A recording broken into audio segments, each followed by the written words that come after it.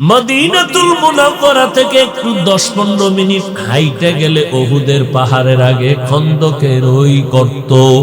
নবী নিজে কাজে নামলেন, সাহাবায়ে কেরামও কাজ করলেন। কিছুক্ষণ পরে কয়েকজন সাহাবারা নবীর সামনে দাঁড়ায় বলে, নবী, আমাদের বাড়ি পাহারা দেওয়ার কেউ নাই, অর্থাৎ রোদের তাপ, পেটে ক্ষুধা, পাথর খনন করতে অনেক কষ্ট। এটা বলতে না পারিয়া অজুহাত দিয়া কয়, নবী ছুটি দেন, বাড়ি যাব। মায়ার নবী জামা মোবারকটা উঠাইয়া দিয়া কয়, দেখো তোমাদের নবীজির কি হালাত। সাহাবায়ে কেরাম তাকায় দেখে, আমরা পাথর বেঁধেছি একটা, আর আমার মায়ার নবী ক্ষুধার যাতনায় পেটে পাথর বেঁধেছে দুইটা। নবীও কান্না করে, সাহাবায়ে কেরামও কান্নায় বিভোর। আমার মায়ার নবী পেটে পাথর বেঁধে দিনের জন্য দাওয়াত দিলেন। খন্দকের যুদ্ধে নবী বললেন, ও সাহাবায়ে কেরাম, তোমরাও কাজ করো, আমি নবীও কাজ করি। প্রচন্ড রোদের তাপ, বালুকাময় জমিনে পাথর খনন করার কাজে নবী নিজে নেমে গেলেন। যেই নবীর শরীরের মধ্যে মশা মাছি পড়া হারাম, সূর্যের তাপ নবীর গায়ে লাগে না, মেঘ ছায়া দেয়, কষ্ট পাবে নবী। আমার নবীর ঘাম থেকে মিশকের ঘ্রাণ। মদিনাতুল মুনাওয়ারা থেকে একটু 10-15 মিনিট হাইটে গেলে উহুদের পাহাড়ের আগে খন্দকের ওই গর্ত। নবী নিজে কাজে নামলেন, সাহাবায়ে কেরামও কাজ করলেন। কিছুক্ষণ পরে কয়েকজন সাহাবারা নবীর সামনে দাঁড়ায় বলে, নবী, আমাদের বাড়ি পাহারা দেওয়ার কেউ নাই, অর্থাৎ রোদের তাপ, পেটে ক্ষুধা, পাথর খনন করতে অনেক কষ্ট। এটা বলতে না পারিয়া অজুহাত দিয়া কয়, নবী ছুটি দেন, বাড়ি যাব, আমার ঘরে অসুস্থ। আর একজন বলে, পাহারা দেওয়ার কেউ নাই। আল্লাহ কয়, নবী জিবরাইল নবীরে জানায় দাও, এদের ওই অজুহাত সব মিথ্যা, এদের অন্তরে দুর্বলতা, নেফাকি ভরা। আর একদল সাহাবায়ে কেরাম আসল যারা, এরা নবীর সামনে দাঁড়াইলেন, জামাটা উঠাইয়া চোখের পানি ছেড়ে কাঁদেন। নবী দেখে সাহাবায়ে কেরাম খানা নাই, পাথর বেঁধে বেঁধে পরে পেটে বাদ দিয়া কাজ করে। নবী চুপচাপ দেখিয়া বলে, ও সাহাবায়ে কেরাম, আপনারা কি মনে মনে ভাবছেন নবী মনে হয় আরামে খায় আর ঘুমায়? আপনারা পেটে পাথর বেঁধে কাজ করতেছেন দিন জিন্দা রাখার জন্য। মায়ার নবী জামা মোবারকটা উঠাইয়া দিয়া কয়, দেখো তোমাদের নবীজির কি হালাত। সাহাবায়ে কেরাম তাকায় দেখে, আমরা পাথর বেঁধেছি একটা, আর আমার মায়ার নবী ক্ষুধার যাতনায় পেটে পাথর বেঁধেছে দুইটা। নবীও কান্না করে, সাহাবায়ে কেরামও কান্নায় বিভোর। পয়গম্বরের একজন সাহাবী হঠাৎই অবস্থা দেখে, পাশে ছিল ঘর, দিছে দৌড়। ঘরের মধ্যে গিয়া যাইয়া বিবিরে কয়, বিবি, রুটি বানানোর আটা আসেনি? সামান্য কিছু আছে, 2-3 জন খাওয়ার মতো। বকরি আছে নাকি, একটা বাচ্চা আছে? বলে, দেখি নবীরে গিয়া দাওয়াত দেই। নবী পাথর বেঁধে বেঁধে গর্ত খনন করে। নবীর ক্ষুধা তৃষ্ণা, সাহাবায়ে কেরামের চোখে পানি। নবীরে গিয়া কানে মুখ লাগায় কয়, নবীজি, আমার ঘরে 2-3 জনার রুটি আছে, আটা আছে রুটির মতো, একটু যদি আসতেন, চুপে চুপে আইসা আপনার একটু খানা দিতাম। মায়ার নবী শত শত সাহাবায়ে কেরামের ডাক দিয়া কয়, তোমরা আসো, আমার সাহাবী তোমাদের সবাইকে দাওয়াত দিছে, তার ঘরে খানার আয়োজন। পেয়ে গেলেন, আবার একটা দৌড় দিয়ে ঘরে গিয়ে কয়, বিবি সর্বনাশ, নবীরে গোপনে বললাম 2-3 জনার খানা আছে, নবী সবাইরে দাওয়াত দিছে, এখন কি উপায় হবে? মান সম্মান কি হবে? আল্লাহর বান্দি যেমন তেমন কোন বান্দি না। আল্লাহর বান্দি আবেদা, সালেহা, জাকেরা, শাকেরা। আল্লাহর বান্দি নেককারিনী, কোরআন পড়ে, নামাজ পড়ে, স্বামীর জন্য দোয়া করে। স্বামীর হাতটা ধরে কয়, স্বামী আমার, এত কেন পেরেশান হয়ে গেছো? কোনো পেরেশানি করবা না, কারণ তোমার আমার জবানে কথা বলা হয় না, সবাইরে দাওয়াত দিছে কার জবানে? কয় আখিরি নবী রহমাতুল লিল আলামিনের জবানে আওয়াজ। কয় আমার নবী যদি বলে থাকে কোনো ভয় নাই, আমার নবী যদি বলে থাকে আলহামদুলিল্লাহ, নবীর কথার উপরে তুমি চুপ থাকো। এইবার সাহাবী দৌড়াইয়া বিবির থেকে সান্ত্বনা পায় নবীর কাছে গেলেন। নবীর কাছে যাওয়ার পর মায়ার নবী দেখেন সাহাবীর মনটা কেমন যেন পেরেশান। এই পেরেশান কেন? সবাইরে দাওয়াত দিছে এই জন্য। কোনো টেনশন নাই, জলদি করে ঘরের মধ্যে যাও, তোমার বিবেরে গিয়া বলবা রুটি বানাইয়া যেই পাত্রে রাখবে, গোশত পাকাইয়া যেই পাত্রে রাখবে, ঢাকনা দিয়া রাখবা, ঢাকনাটা উঠাইতে নিষেধ করবা। আমি নবী আইসা নিজের হাতে ঢাকনা উঠাবো। মায়ার নবী সবাইরে নিয়ে আসলেন। এই সাহাবী, দেও তোমার রুটি পেয়ালাটা নিয়ে আসো, গোশতের পেয়ালা নিয়ে আসো। নবী নিজ হাতে উঠাইয়া এবার রুটি দেয়, গোশত দেয়, রুটি দেয়, গোশত দেয়, রুটি দেয়, গোশত দেয়। সাহাবায়ে কেরাম পেট ভরে খাইতেছেন। এরপরে নবীও দেখে না, গোশত উঠায়, রুটি উঠায়, উঠতেছে, শত শত সাহাবায়ে খাচ্ছে। এরপরে বলে এবার কিছু থাকলে ঘরে নিয়ে যাও। সাহাবী বলে ঘরে নিয়ে যাওয়ার পরে দেখি যেই পরিমাণ রুটি আর গোশত মোটেও কমিয়া যায় না। মায়ার নবীর বরকত, এই হালালের ভেতরে বরকত রে বাবা, হারামের ভেতরে বরকত নাই। তুমি কোটি টাকা কামাই করলে কি লাভ হবে যদি তোমার টাকার উপরে দুদকের নোটিশ জারি হয়? তোমার 10 তলা বিল্ডিং উঠাইলে কি লাভ হবে যদি বিল্ডিং এর রাজুকের নোটিশ আসে? ও বাবা, তোমার সম্মানের চেয়ারে বসলে লাভ কি হবে? ওই চেয়ারের বিরুদ্ধে যদি রাস্তায় জোতা মিছিল করে, ওই চেয়ারের লাভ কি? ওই সম্মানের লাভ কি?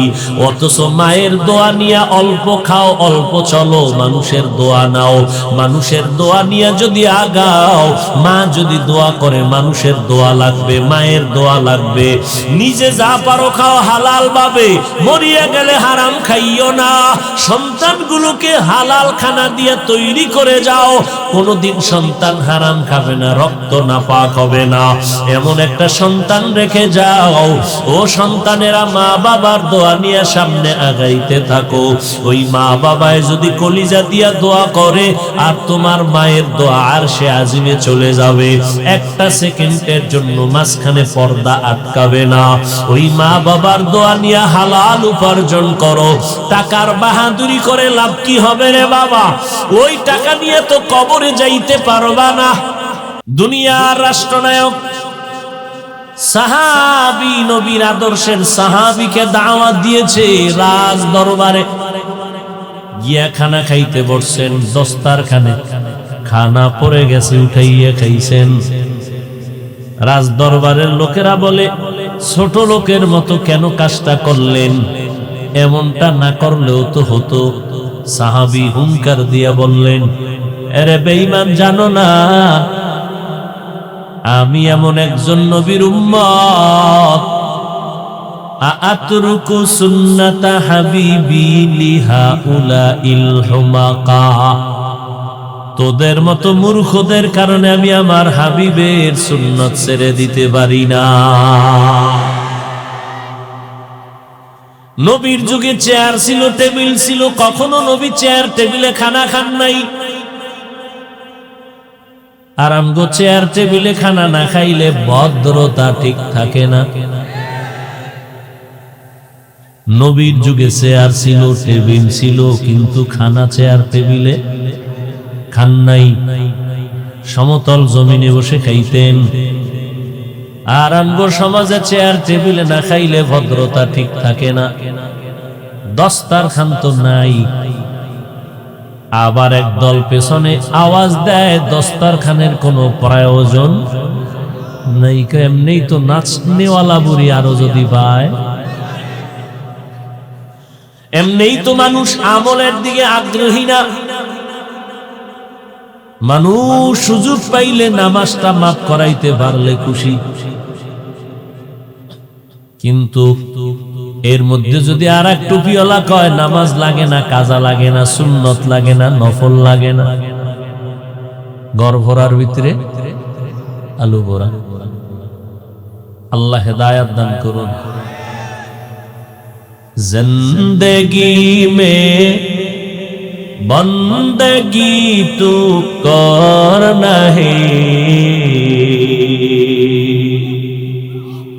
जिंदगी में बंदगी तू कर नहीं,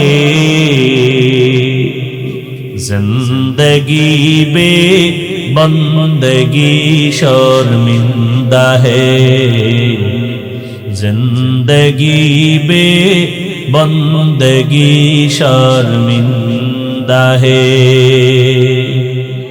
दुनिया में हो दुनिया का तलबगार ना हो,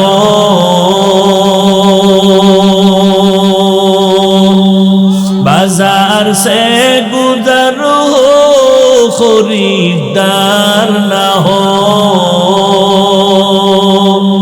दुनिया में हो दुनिया का तलबगार ना हो, बाजार से गुजर हो खरीदार ना हो। ये दुनिया एक मिसल कागज फूल है, ये दुनिया एक मिसल कागज फूल है, जिंदगी में बंदगी तू कर नहीं, जिंदगी में बंदगी शर्मिंदा है, जिंदगी में बंदगी शर्मिंदा है, जिंदगी में बंदगी कुन बंदगी, बंदगी पे जिंदगी शर्मिंदगी। এরে নবীর আশিক উম্মতের দল, আল্লাহ বলেন আমি ইবাদতের জন্য মানুষ বানিয়েছি, আমার ইবাদতে জীবনটা কাটাও। তুমি আমার গোলামি করবা, দুনিয়া তোমার গোলামি করবে। দুনিয়া তোমারে খুঁজবে, তুমি আল্লাহরে খুঁজবা। টাকার পেছনে কেন দৌড়াও? তুমি আল্লাহকে খুঁজো। টাকা তোমাকে খুঁজবে, বাড়ি তোমাকে খুঁজবে, ক্ষমতার চেয়ার তোমারে খুঁজবে, তুমি কেন ক্ষমতার চেয়ার খুঁজো? আদ-দুনিয়া খুলিকাত লাকুম ওয়া আন্নাকুম খুলিকতুম লিল আখিরাহ। আল্লাহ দুনিয়া বানাইছেন তোমার আমার গোলামির জন্য, তোমারে আমারে বানাইছেন আল্লাহর ইবাদতের জন্য। আল্লাহর ইবাদত করো, দুনিয়ার সব তোমার গোলামি করবে। মূসা নবী আল্লাহর গোলামি করে, পানি তার গোলামি করে, লাঠি দিয়ে আর বাড়ি মারছে রাস্তার মধ্যে, 12টা রাস্তা হয়ে গেল। ফেরাউন মূসা নবী দৌড় দিয়াও পার গেলেন, ফেরাউন কয় আমরাও দে। রাস্তার মাঝে যখন ফেরাউন গেল, আল্লাহ কয় ও রাস্তা রে তুই আগের মতো পানি হয়ে যা। পানি হয়ে গেল, ফেরাউন পানির মধ্যে লোহিত সাগরে চুবানি ডুবানি খাইয়া। এবার কয় আল্লাহ বারে বাঁচাও, আমি তোমার ঈমান, তোমার উপর ঈমান আনতেছি। আল্লাহ বলে সময় মতো ঈমান আনো নাই, এখন মাইনকা সিফা আটকায় গেছে, এখন আর কালেমা পড়লে লাভ হবে না। ওই ফেরাউনের লাশ এখনো আল্লাহ রেখে দিছেন। বেঈমানেরা দেখ কয় টাকার বাহাদুর হয়েছো। নমরুদ, ফেরাউন, সাদ্দাত, হামানের মতো জীবনে হতে পারবা? ওই নমরুদের অবস্থা খারাপ, ফেরাউনের অবস্থা খারাপ। আজ দুনিয়াতে খুঁজো, কোন বেঈমানের ঘরে ফেরাউন নামের একটা সন্তান নাই, নমরুদ নামের আছে। কাউকে যদি বলি আরে বেঈমান সন্তানের নামটা ফেরাউন রাখলে মাসে 1 লাখ টাকা দেব, ফেরাউনের নাম রাখতে কেউ রাজি হইবেনি। আঙ্গো বাঙালিরে যদি কয়, বাঙালি কইবে কয় লাখ দিবি, বলে 1 লাখ, কয় দিবি নি, কয় দিব, কসম, কয় কসম, কত একটু 3 দিন চিন্তা করে লই। 3 দিন চিন্তা করে বলবে করোনার ভিতরে 1 লাখ টাকা তো কম না, টাকাটা ফাটায় দিস, ব্যাংকে দিলে হবে না, এটা দলিল থেকে যাবে, গোপন এসে দিয়ে যাবি, ফেরাউন ছেলের নাম রেখে দিলাম, পরে তওবা করে নিব। এর নাম বাঙালি, এর নাম আল্লাহ হেদায়েত দান করেন। আর যেই নাম রাখছে দেখি ফেরাউনের থেকে কম নেই। হ্যাঁ, সন্তানের নাম হৃদয়, বুলেট, বিদ্যুৎ, আলো, কি আরো কত কিছু। আল্লাহ হেদায়েত দান করেন। সন্তানের নাম নদী, মেয়ের নাম নদী, ফোলার নাম সাগর, আছে না নাই? ছেলে অসুস্থ, হুজুরের ডাকছে দোয়া করে দাও। হুজুর 3 পেট খাইয়ে এবার কয় মোনাজাতটা দিব, ছেলের নাম বলো, কয় সাগর। হুজুর মোনাজাতে আকুডান দৌড়ছিল, 8টা ফালাইয়া দিছে দৌড়। কেউ হুজুর কয় খবরদার ওই নাম আর কবি না, তোর বাত দরকার হয় ফিরাইয়া নে। কয় কেমনি নিমু, কয় বাথরুমে ঢুকা। তারপরও তোর এই সাগর নামের দোয়া হবে না, কারণ এই সাগরে আমার 3 বার বাড়ি ভেঙে আমারে ফকিন্নি বানাইছে। এই সাগরে 3 বার বাড়ি ভেঙে আমার ফকির বানাই দিছে। ওই সাগরের জন্য আবার দোয়া, আল্লাহ ওটার জন্য তাড়াতাড়ি ধ্বংস করে। সন্তানের নাম নাম রাখছে বিপদ। একজনে ডাক দিছে এই বিপদ, 3 জনের দৌড়, কি কাজে বিপদ। সন্তানের নাম বিপদ, এটা মুসলমানের নাম। সন্তান এখন মাকে মা বলে ডাকে না, স্টাইল করে, স্টাইল। আব্বাকে আব্বা বলে ডাকে না। ওরে মা ডাকে যে কত মজা, আব্বা ডাকে কত মজা, এইটা বুঝানো যাবে না রে বাবা। এখন সব মডেলিং হয়ে গেছে। এক এলাকার মানুষ মাদ্রাসার প্রিন্সিপালের সামনে এসে সালাম দিছে স্টাইল করে, আসসালামু আলাইকুম। হুজুর কেমন আছেন? হুজুর বলে শুকুর। আলহামদুলিল্লাহ। শুকুর বললেন কেন? শুকুর বলবেন। কয় কপাল আমারটাও খারাপ, তোরটাও খারাপ, আমি যে শুকুর বলবো? আমার সিনের নকটা তুই সালামে লয়ে গেছে, আমার শুকুর বলা ছাড়া উপায় কি? স্টাইল। আল্লাহ হেদায়েত দান করুন। মা ডাকে যে কত মজা, ওই একটা ডাকে এত দাম। তুমি যদি স্বর্ণের মহল বানায় দাও আর মাকে যদি মা বলে ডাক না দাও, মা রাজি হয় না, খুশি হয় না। সন্তান যদি অভিমান করে মা কয়ে ডাক না দেয়, মায়ের কলিজা ব্যথায় ভরে যায়। ঘুম নাই, খানা নাই, কি ব্যাপার বিবি, কেন খানা খাও না, ঘুমাও না, কাঁদো? বলে সন্তান আমারে মা বলে ডাক দেয় না। এই সন্তান আমার সাথে রাগ করেছে, বলে সন্তানের দিন বুঝে আসবে আর রাগ করবে না। বলে ও স্বামী আমার, সন্তানের একটা মা ডাকে এত মজা পাই, ওই ডাকে আমার মনে হয় জানো আমার সব বেদনায় যেই পরিমাণ কষ্ট পেয়েছিলাম, আজকে আমি সব কষ্ট ভুলে গেলাম একটা মা ডাকের কারণে। মা কথাটি কত যে মধুর, করো খেদমত মা বাবার, করো খেদমত মা বাবা। বুঝে সে মা কি জিনিস,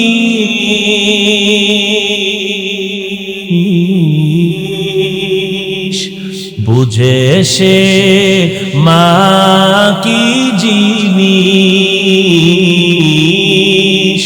দুনিয়ায় মানাই যাহার খেদমত মা বাবার করো, খেদমত মা বাবার। নবীজি এসে দুনিয়া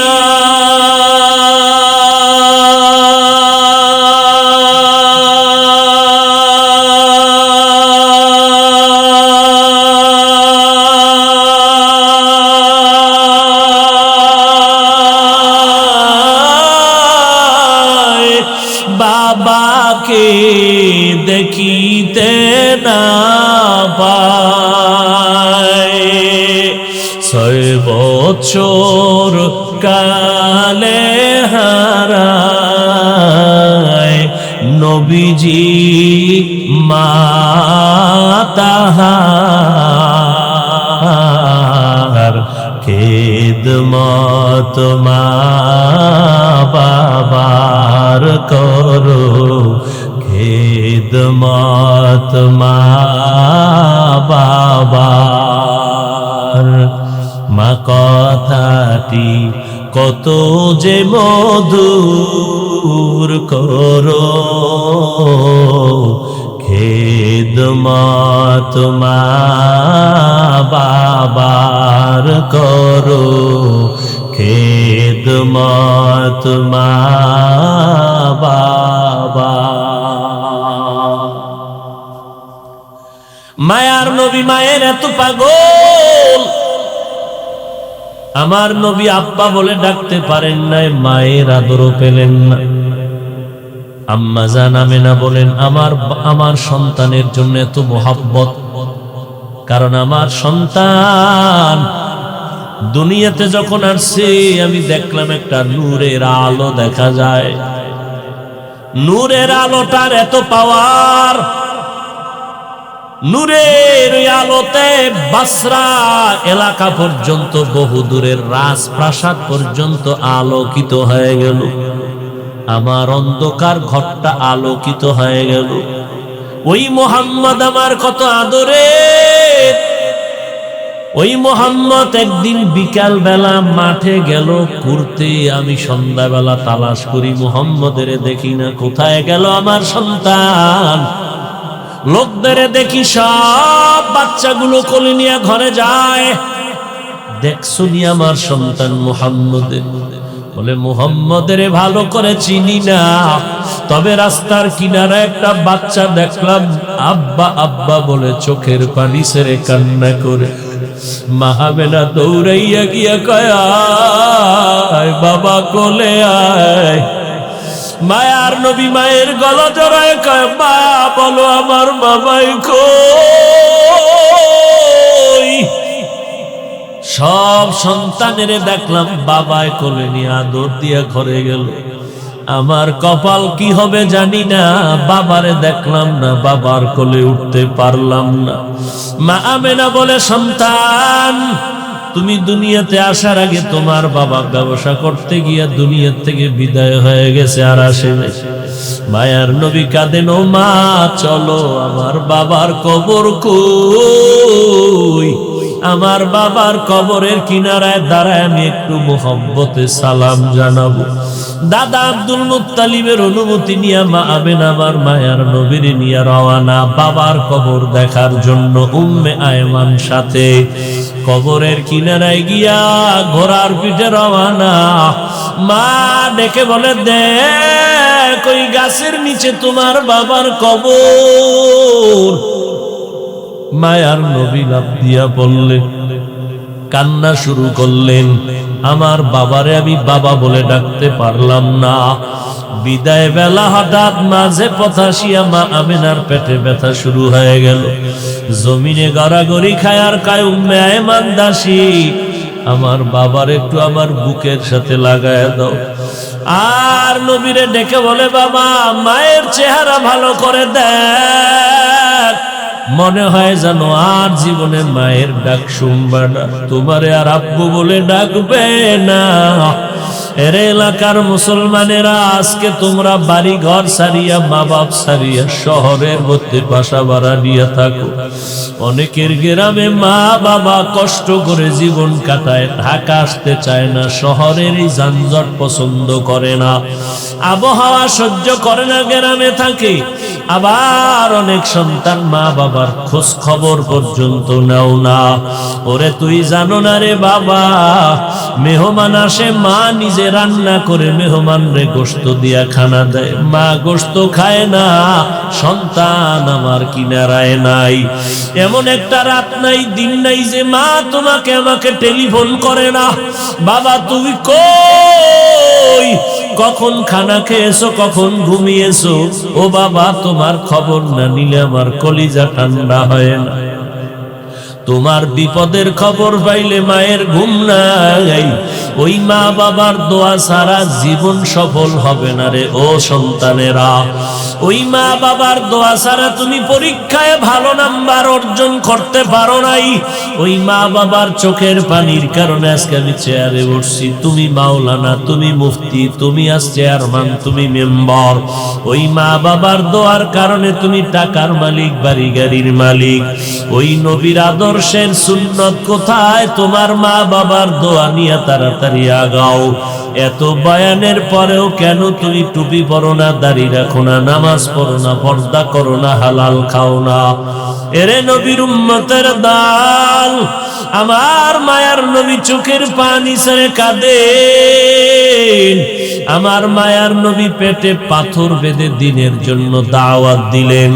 খন্দকের যুদ্ধে নবী বললেন, ও সাহাবায়ে কেরাম তোমরাও কাজ করো, আমি নবীও কাজ করি। প্রচন্ড রোদের তাপ, বালুকাময় জমিনে পাথর খনন করার কাজে নবী নিজে নেমে গেলেন। যেই নবীর শরীরের মধ্যে মশা মাছি পড়া হারাম, সূর্যের তাপ নবীর গায়ে লাগে না, মেঘ ছায়া দেয়, কষ্ট পাবে নবী। আমার নবীর ঘাম থেকে মিশকের ঘ্রাণ, মদিনাতুল মুনাওয়ারা থেকে একটু 10-15 মিনিট হাইটে গেলে উহুদের পাহাড়ের আগে খন্দকের ওই গর্ত। নবী নিজে কাজে নামলেন, সাহাবায়ে কেরামও কাজ করলেন। কিছুক্ষণ পরে কয়েকজন সাহাবারা নবীর সামনে দাঁড়ায় বলে, নবী আমাদের বাড়ি পাহারা দেওয়ার কেউ নাই, অর্থাৎ রোদের তাপ, পেটে ক্ষুধা, পাথর খনন করতে অনেক কষ্ট। এটা বলতে না পারিয়া অজুহাত দিয়া কয়, নবী ছুটি দেন, বাড়ি যাব, আমার ঘরে অসুস্থ। আর একজন বলে পাহারা দেওয়ার কেউ নাই। আল্লাহ কয়, নবী জিবরাইল নবীরে জানায় দাও, এদের ওই অজুহাত সব মিথ্যা, এদের অন্তরে দুর্বলতা, নেফাকি ভরা। আর একদল সাহাবায়ে কেরাম আসল যারা, এরা নবীর সামনে দাঁড়াইলেন, জামাটা উঠাইয়া চোখের পানি ছেড়ে কাঁদেন। নবী দেখে সাহাবায়ে কেরাম খানা নাই, পাথর বেঁধে বেঁধে পরে পেটে বাদ দিয়ে কাজ করে। নবী চুপচাপ দেখিয়া বলে, ও সাহাবায়ে কেরাম আপনারা কি মনে মনে ভাবছেন নবী মনে হয় আরামে খায় আর ঘুমায়? আপনারা পেটে পাথর বেঁধে কাজ করতেছেন দিন জিন্দা রাখার জন্য। মায়ার নবী জামা মোবারকটা উঠাইয়া দিয়া কয়, দেখো তোমাদের নবীজির কি হালাত। সাহাবায়ে কেরাম তাকায় দেখে, আমরা পাথর বেঁধেছি একটা, আর আমার মায়ার নবী ক্ষুধার যাতনায় পেটে পাথর বেঁধেছে দুইটা। নবীও কান্না করে, সাহাবায়ে কেরামও কান্নায় বিভোর। পয়গম্বরের একজন সাহাবী হঠাৎই অবস্থা দেখে, পাশে ছিল ঘর, দিছে দৌড়, ঘরের মধ্যে গিয়া যাইয়া বিবিরে কয়, বিবি রুটি বানানোর আটা আসেনি? সামান্য কিছু আছে, 2-3 জন খাওয়ার মতো। বকরি আছে নাকি, একটা বাচ্চা আছে? বলে দেখি নবীরে গিয়া দাওয়াত দেই। নবী পাথর বেঁধে বেঁধে গর্ত খনন করে। নবীর ক্ষুধা তৃষ্ণা, সাহাবায়ে কেরামের চোখে পানি। নবীরে গিয়া কানে মুখ লাগায় কয়, নবীজি আমার ঘরে 2-3 জনের রুটি আছে, আটা আছে রুটির মতো, একটু যদি আসতেন চুপে চুপে আইসা আপনার একটু খানা দিতাম। মায়ার নবী শত শত সাহাবায়ে কেরামের ডাক দিয়া কয়, তোমরা আসো, আমার সাহাবী তোমাদের সবাইকে দাওয়াত দিছে, তার ঘরে খানার আয়োজন। পেয়ে গেলেন, আবার একটা দৌড় দিয়ে ঘরে গিয়ে কয়, বিবি সর্বনাশ, নবীরে গোপনে বললাম 2-3 জনের খানা আছে, নবী সবাইরে দাওয়াত দিছে, এখন কি উপায় হবে, মান সম্মান কি হবে? আল্লাহর বান্দি যেমন তেমন কোন বান্দি না, আল্লাহর বান্দি আবেদা সালেহা জাকেরা শাকেরা, আল্লাহর বান্দি নেককারিনী, কোরআন পড়ে নামাজ পড়ে, স্বামীর জন্য দোয়া করে, স্বামীর হাতটা ধরে কয়, স্বামী আমার এত কেন পেরেশান হয়ে গেছো? কোনো পেরেশানি করবা না, কারণ তোমার আমার জবানে কথা বলা হয় না, সবাইরে দাওয়াত দিছে কার জবানে? কয় আখিরি নবী রহমাতুল লিল আলামিনের জবানে আওয়াজ। কয় আমার নবী যদি বলে থাকে কোনো ভয় নাই, আমার নবী যদি বলে থাকে আলহামদুলিল্লাহ, নবীর কথার উপরে তুমি চুপ থাকো। এইবার সাহাবী দৌড়াইয়া বিবির থেকে সান্ত্বনা পায় নবীর কাছে গেলেন। নবীর কাছে যাওয়ার পর মায়ার নবী দেখেন সাহাবীর মনটা কেমন যেন পেরেশান। এই পেরেশান কেন? সবাইরে দাওয়াত দিছে এই জন্য, কোনো টেনশন নাই, জলদি করে ঘরের মধ্যে যাও, তোমার বিবেরে গিয়া বলবা রুটি বানাইয়া যেই পাত্রে রাখবে, গোশত পাকাইয়া যেই পাত্রে রাখবে, ঢাকনা দিয়া রাখবা, ঢাকনাটা উঠাইতে নিষেধ করবা, আমি নবী আইসা নিজের হাতে ঢাকনা উঠাবো। মায়ার নবী সবাইরে নিয়ে আসলেন, এই সাহাবী দেও তোমার রুটি পেয়ালাটা নিয়ে আসো, গোশতের পেয়ালা নিয়ে আসো। নবী নিজ হাতে উঠাইয়া এবার রুটি দেয়, গোশত দেয়, রুটি দেয়, গোশত দেয়, রুটি দেয়, গোশত দেয়, সাহাবায়ে কেরাম পেট ভরে খাইতেছেন। এরপরে নবীও দেখে না, গোশত উঠায়, রুটি উঠায়, উঠতেছে, শত শত সাহাবায়ে খাচ্ছে। এরপরে বলে এবার কিছু থাকলে ঘরে নিয়ে যাও। সাহাবী বলে ঘরে নিয়ে যাওয়ার পরে দেখি যেই পরিমাণ রুটি আর গোশত মোটেও কমিয়া যায় না। মায়ার নবীর বরকত, এই হালালের ভেতরে বরকত রে বাবা, হারামের ভেতরে বরকত নাই। তুমি কোটি টাকা কামাই করলে কি লাভ হবে যদি তোমার টাকার উপরে দুদকের নোটিশ জারি হয়? তোমার 10 তলা বিল্ডিং উঠাইলে কি লাভ হবে যদি বিল্ডিং এর রাজুকের নোটিশ আসে? ও বাবা, তোমার সম্মানের চেয়ারে বসলে লাভ কি হবে? ওই চেয়ারের বিরুদ্ধে যদি রাস্তায় জোতা মিছিল করে, ওই চেয়ারের লাভ কি? ওই সম্মানের লাভ কি? অথচ মায়ের দোয়া নিয়ে অল্প খাও, অল্প চলো, মানুষের দোয়া নাও, মানুষের দোয়া নিয়ে যদি আগাও, মা যদি দোয়া করে মানুষের দোয়া লাগবে, মায়ের দোয়া লাগবে। নিজে যা পারো খাও হালাল ভাবে, মরিয়া গেলে হারাম খাইও না। সন্তানগুলোকে হালাল খানা দিয়ে তৈরি করে যাও, কোনোদিন সন্তান হারাম খাবে না, রক্ত নাপাক হবে না, এমন একটা সন্তান রেখে যাও। ও সন্তানেরা মা বাবার দোয়া নিয়ে সামনে আগাইতে থাকো। ওই মা বাবায় যদি কলিজা দিয়া দোয়া করে আর তোমার মায়ের দোয়া আরশে আজিমে চলে যাবে, একটা সেকেন্ডের জন্য মাঝখানে পর্দা আটকাবে না। ওই মা বাবার দোয়া নিয়ে হালাল উপার্জন করো। টাকার বাহাদুরি করে লাভ কি হবে রে বাবা? ওই টাকা নিয়ে তো কবরে যাইতে পারবা না। ঢাকার শহরে বসবাস করে যমুনা গ্রুপের মালিক, কোটি টাকার মালিক আজ আছে, করোনা আক্রান্ত হয়ে গেল, টাকার বালিশ বানায় ঘুমায়। ডাক্তারকে বলল কত কোটি টাকা তোমার লাগবে, নিয়ে যাও, স্পেশাল ফ্লাইটে সিঙ্গাপুরে নাও, আমাকে সুচিকিৎসা করে আমাকে ভালো বানাও, কত হাজার কোটি টাকা লাগবে, নিয়ে যাও। আজকে ঢাকার শহরে যমুনা গ্রুপের বাড়ি গাড়ি টাকা পয়সা ফ্যাক্টরি সব পড়ে থাকলো মালিক। এরে আল্লাহর বান্দারা, এই জন্য বললাম তোমার ওই টাকার বাহাদুরি কি লাভ হবে, কবরে নিয়ে যেতে পারবা না। ঢাকা এর পার্শ্ববর্তী একটা জেলার নাম মুন্সিগঞ্জ। কি নাম? এই জোরে কও। মুন্সিগঞ্জ জেলার মধ্যে একটা জায়গা আছে কাঠপট্টি। কি আছে? কাঠপট্টি এলাকার একটা ঘটনা। কাঠের ব্যবসা করত না যে কোনো ব্যবসায়ী, এমন কোনো গুনাহ নাই, করে নাই।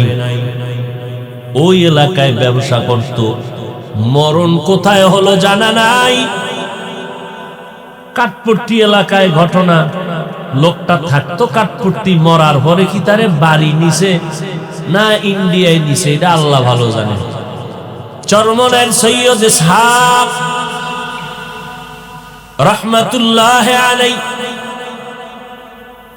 কত বছর আগে এই ঘটনা তিনি লিখে গেছেন কিতাবে। ওই বান্দা টাকার গরমে এমন কোন গুনাহ নাই, করে নাই। যখন ইন্তেকাল হয়ে গেল, দাফন করার জন্য বড় ছেলে সহ জানাজা পড়ায় কবরে রাখলো। যেখানে কবর দিছে সেখানে, এটা কাঠপট্টি দিছে না তার এলাকার কোন গ্রামের বাড়িতে দিছে আল্লাহ ভালো জানে। যেখানেই দেখ, বহু আগের ঘটনা লিখেছেন সৈয়দ ইসহাক রাহমাতুল্লাহ আলাইহি চরমনাই। আল্লাহ তার কবরকে জান্নাতের উচ্চ মাকাম বানায় দেন। চরমনাইয়ের বিরোধিতা করায় বাড়তেছে না কমতেছে? কি তোমার চুলকানিতে আমার ক্ষতি হবে না, তোমারই ক্ষতি হবে। যখন বড় সন্তান বাবার মোহাব্বতে কবরে নামলো জানাজার পরে, পকেটের ভিতরে টাকার বান্ডিল, দাফন কাফন করিয়া ঘরের মধ্যে আসলো। অফিসে আইসা বসার পর হঠাৎ পকেটে হাত দিয়ে দেখে টাকার বান্ডিল নাই। কই? সন্দেহ, আমি কবরে নামছি, ওখানে বোধহয় পড়ে গেল। এত বড় টাকার বান্ডিল ফালায় দিয়ে লাভ কি? কবরে তো কোনো নাস্তা লাগবে না। ফিরিস্তাদের যে ভিড়া, নাস্তা খাওয়ার টাইম তো। শুকনো রুটির বাড়ি, সন্তান কয় টাকা ফালায় দিয়ে লাভ কি, চলো কবর খনন করে টাকাটা নিয়ে আসি। মাটি দিয়ে আসছে, এখন আর হাতিয়ার লাগবে না, হাত দিয়ে মাটি সরান যায়। লোকজন নিয়ে চলে গেল কবরের কিনারায়, গিয়া এক সাইডের থেকে মাটি সরাইয়া কবরে নামবে টাকার বান্ডিল উঠানোর জন্য। আল্লাহর ওলি কিতাবে লেখেন, যখন কবরের একটা অংশ মাটি ফাঁকা করিয়া হঠাৎ করে নজর করে দেখে কবরের ভিতরে ধোঁয়ায় ভরা, দেখিয়া সবাই চিৎকার করে, কেউ বেউস, কেউ দৌড় দিল।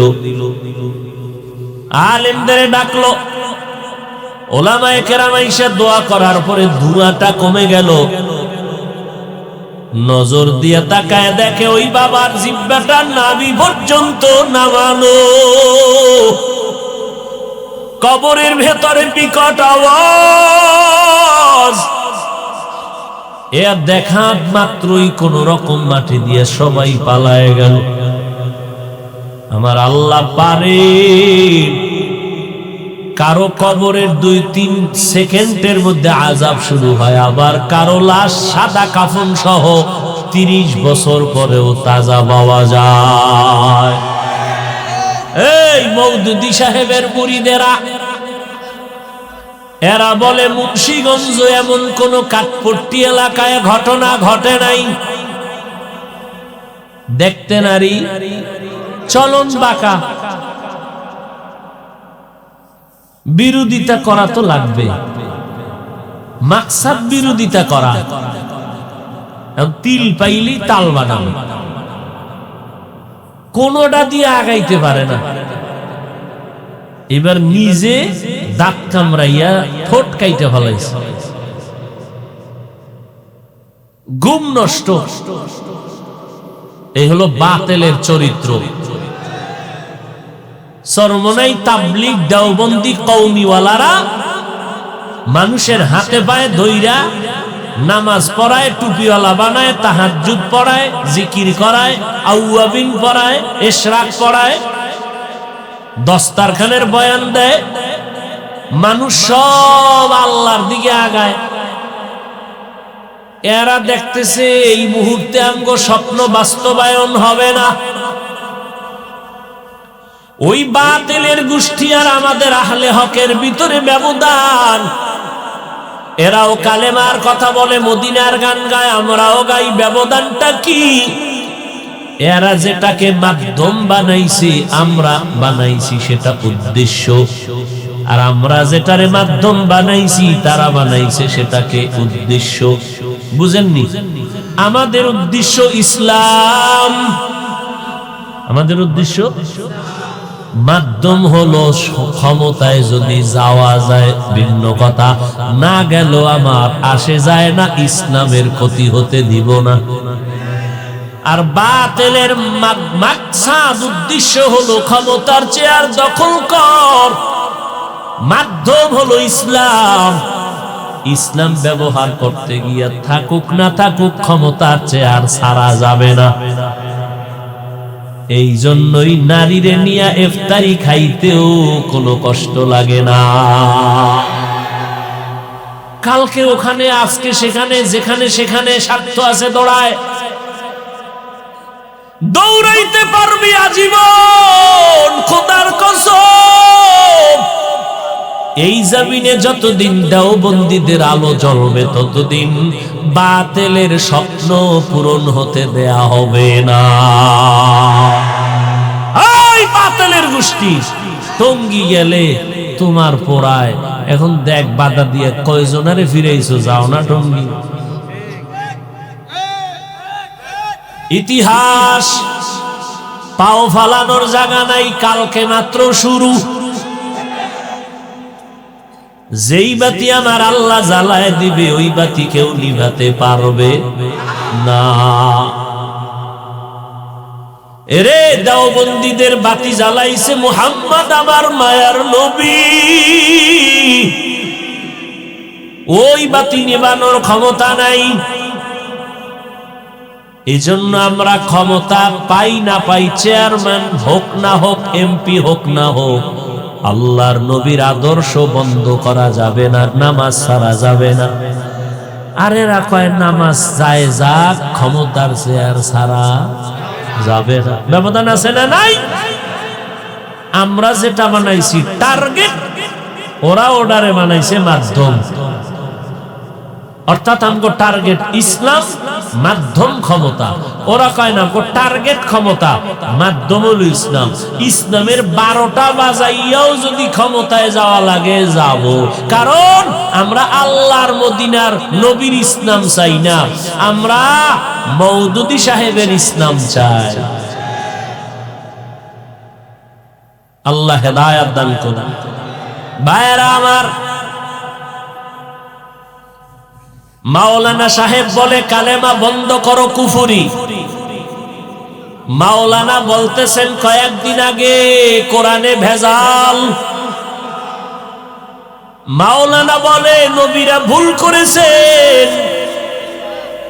দেওবন্দি কোন মাওলানা বলে নাই কোরআনে জাল আছে। দেওবন্দি কোন মাওলানা বলে নাই কালেমা কুফরি। দেওবন্দি কোন মাওলানা বলে নাই নবীরা অপরাধী। এই জন্য দেখছেন, যদি আমগো দেওবন্দি চরমনাই কেউ কইতো, দেশটারে গরম বানায় ফালাইতো। কি যে কালেমারে কুফরি কইছে দেওবন্দিরা ধর, আর চরমনাই ওয়ালারা কইলে তো সার ছিল। কিন্তু মাওলানা হইয়া বলে কালেমা লা ইলাহা ইল্লাল্লাহ মুহাম্মাদুর রাসূলুল্লাহ, এটা বন্ধ করো, এটা নাকি কুফরি কালেমা। কিরে নাউজুবিল্লাহ, দালাল দালাল বন্ধ কেন? এ যুবকেরা, কালেমা কুফরি মানো, কোরআনে জাল আছে মানো, রসুলেরা অপরাধ করেছেন মানো। তাহলে আজকে থেকে চিহ্নিত করবি এই মাওলানা কারা, এদেরকে চিহ্নিত কর। এদের সাথে সালাম নাই, কালাম নাই, এদের পেছনে নামাজ পড়লে শুদ্ধভাবে হবে না। এরা ইসলামের ব্যানারওয়ালা ভণ্ড। তোমার যদি কলিজায় কষ্ট লাগে, তুমিও ভণ্ড। অতএব আল্লাহর মহাব্বতে মদিনার নবীর আদর্শের মালা গলায় লাগাও, আল্লাহর গোলামি করো। আহলে হক ওলামাদের বয়ান শুনো, দিলটা নরম করো। আহলে হক ওলামাদের বয়ান শুনলে কান্না আসবে। আহলে হক ওলামাদের বয়ানে মানুষের আমল ভালো হবে। আহলে হক ওলামায়ে কেরামের কাছে বসলে আখিরাতের কথা মনে হবে। এই রকম আহলে হক ওলামা আগামীকাল বয়ান করবেন। আহলে হকদের মুহাব্বতের তরজমান পরশুদিন বয়ান করবেন। তুমি বিরোধিতা করনেওয়ালা করো, আমার দেখার টাইম নাই। আমার দেখার টাইম আমার মদিনার লাইন কত সুন্দর। কত কোটিপতি, দাড়ি ছিল না, নামাজ ছিল না, এখন নামাজ ছাড়ে না, বেপরদায় চলে না। RAB, army, police, BDR, OC DC 5 বেলার নামাজি আছে না নাই? বড় বড় ডাকাত আজকে নামাজ পড়ে, স্কুলে করে, কলেজে পড়ে, নামাজ ছাড়ে না, নাই? তাবলীগ, দেওবন্দি, কওমি, চরমনাই, উজানি, আহলে হক, পীর মাশায়েখ, বাহাদুরপুর, নানুপুর সহ এই আহলে হকদের অবদান। কথা ঠিক না? অতএব আহলে হকদের মুহাব্বত অন্তরে জমা করে, মা বাবার দোয়া নিয়া, আল্লাহর মুহাব্বত নিয়া, পেছনের গুনাহ থেকে তওবা করে নেও। ও আব্বা জানেরা, আম্মা জানেরা, তওবা করেন। নেককার সন্তান দুনিয়াতে রেখে যাবেন। স্কুলে পড়লেও আলহামদুলিল্লাহ, তবে নামাজ যেন না ছাড়ে, কোরআন তেলাওয়াত যেন ভুলে না যায়। এই যুবকেরা, স্কুলে পড়ো, কলেজে পড়ো, ডাক্তারি পড়ো, ইঞ্জিনিয়ারিং পড়ো, আলহামদুলিল্লাহ, তোমাকে হাজারবার ধন্যবাদ। তবে দাবি তুমি নামাজ ছাড়বা না, মা বাবার সাথে বেয়াদবি করবা না, ওলামায়ে আহলে হকের বিরুদ্ধে কথা বলবা না, 5 বেলার নামাজ পড়ো। একদিন তুমি ডাক্তার হলো, তুমি মরিয়া গেলে মাটি দোয়া করবে, আলেমরা দোয়া করবে। পিছনে যদি অন্যায় করো, এখনই তওবা করো আর মনে রে বুঝাও, রে মন, আমার মতো কত যুবক স্কুল কলেজে পড়িয়াও নামাজ পড়ে, আমি কেন পারবো না? আজকে থেকেই তওবা, জীবন যাবে আর নামাজ ছাড়বো না, বেপরদায় চলবো না, মা বাবারে কষ্ট দিব না, নবীর সুন্নাত ছাড়বো না, ওলামায়ে আহলে হকের পরামর্শ নিয়ে চলবো। আল্লাহ আমাদের সবাইকে খাঁটি তওবার নিয়তে উলামায়ে আহলে হকের পরামর্শ নিয়ে চলার তৌফিক দান করেন, আমিন। আলহামদুলিল্লাহি রাব্বিল আলামিন, ওয়াসসালাতু ওয়াসসালামু আলা সাইয়্যিদিল আমবিয়া ওয়াল মুরসালিন ওয়া আলা আলিহি ওয়া আসহাবিহি আজমাইন। ইয়া আরহামার রাহিমিন, ইয়া আরহামার রাহিমিন, ইয়া আরহামার রাহিমিন, রব্বিরহামহুমা কামা রব্বায়ানি সগীরা। আয় আল্লাহ, আজকের মাহফিল কবুল করে নেন, আগামী 2 দিন কামিয়াবি দান করেন। আয় আল্লাহ, এলাকায় শান্তি দান করেন, ব্যবসা চাকরিজীবী কামাই রুজি যারা করে বরকত বাড়ায় দেন। ওলামায়ে আহলে হকদেরকে কবুল করেন। আয় আল্লাহ, মুরব্বী হাজী সাহেবদের কবুল করেন, আমার কলিজার যুবকদের কবুল করে নেন, ছাত্র ভাইদের কবুল করে নেন, পর্দার আড়াল মা বোনদের আবেদা বানায় দেন, সারা দুনিয়াবাসীকে মাফ করে দেন, বাংলাদেশ শান্তির দেশ বানায় দেন। আয় আল্লাহ, দেশের জন্য যারা জীবন দিল মাফ করে দেন, প্রশাসনিক ভাবে যারা কাজ করে দিনদার বানায় দেন। আয় আল্লাহ, সবার দিলের নেক আশা পূরণ করে দেন, নবীজির সুন্নাতওয়ালা জিন্দেগি দান করেন। আয় আল্লাহ, আমাদের সবাইকে দিনের খাদেম বানায় দেন, 5 ওয়াক্ত নামাজি, কোরআন পড়নেওয়ালা বানায় দেন, মোবাইলের গুনাহের থেকে হেফাজত করেন, আমার কলিজার যুবকদের দিনদার বানায় দেন। আয় আল্লাহ, ঘরে ঘরে শান্তি দান করেন। আয় আল্লাহ মাদ্রাসা মসজিদ সহ সমস্ত শিক্ষা প্রতিষ্ঠান নবীর আদর্শ আলা বানায় দেন, গায়বী খাজানার থেকে প্রয়োজন মিটায় দেন। আয় আল্লাহ সমস্ত মুসিবত থেকে হেফাজত করেন, আওয়াজের ভেতরে ইখলাস রুহানিয়াতে স্পষ্টতা বাড়ায় দেন, চলার পথে ইজ্জতের সাথে হেফাজত করেন, দিলের নেক আশা পূরণ করে দেন। আয়